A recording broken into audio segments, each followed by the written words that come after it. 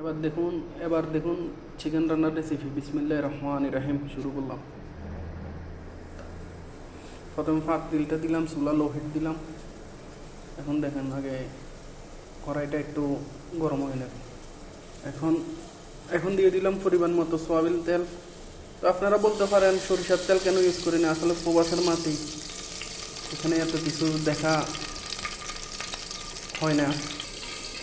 এখন এখানে দিয়ে দিব আগে থেকে কুচানো পেঁয়াজ। পেঁয়াজটা বেশি দিলে তরকারির ঝোলটা একটু ঘন হয়, গ্রেভিটা ভালো হয়। পেঁয়াজ, রসুন বাটা, আদা বাটা সব।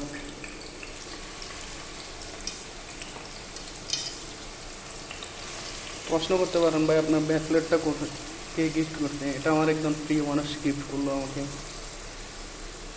এগুলো সবগুলো দিয়ে কিছুক্ষণ নাড়িয়ে নিতে হবে।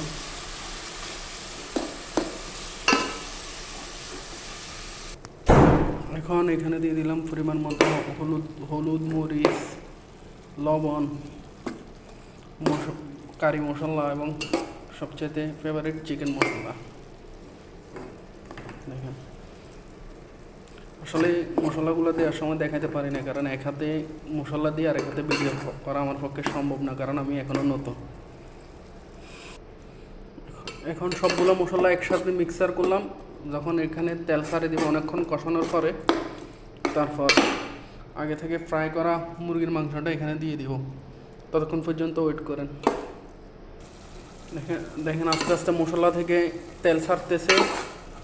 আরও 5 মিনিট এটা আপনার লো হিটে কষাই নিতে হবে।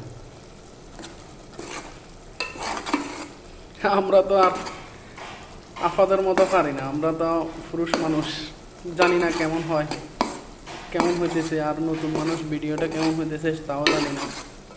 ভুল ভ্রান্তি থাকলে সেটা ক্ষমার দৃষ্টিতে দেখবেন।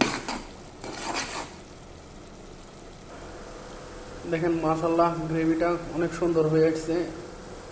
এখন আরও 1 মিনিট কষিয়ে নিয়ে মুরগিটা দিয়ে দিব। দেখেন পেঁয়াজগুলো যখন মোটামুটি গলিয়ে এসছে 80%, এখন গ্রেভিটা খুব রসালো হয়ে এসছে। এখন মুরগির মাংসটা দিয়ে দিব।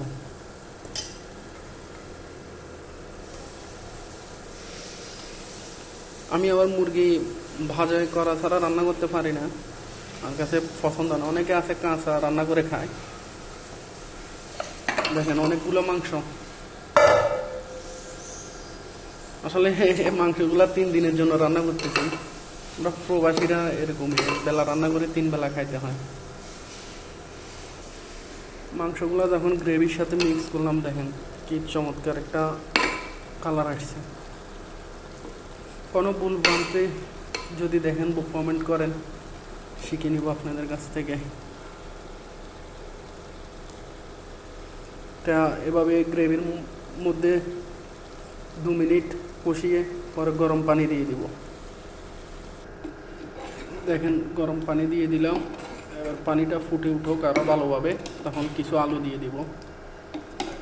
আসলে এখানে ঝোল অনেক বেশি দেখা যাইতেছে, আমি ঝোল বেশি দিই, কিন্তু ঝোলটা পরে রান্না করে একদম শুকে ফেলি। কারণ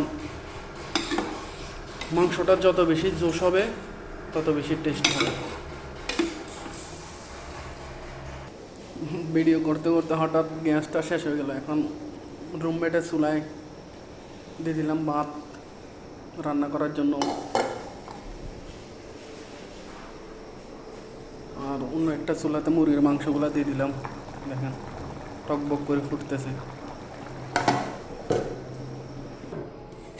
দেখুন অবশেষে মাংসটার ফাইনাল লুক।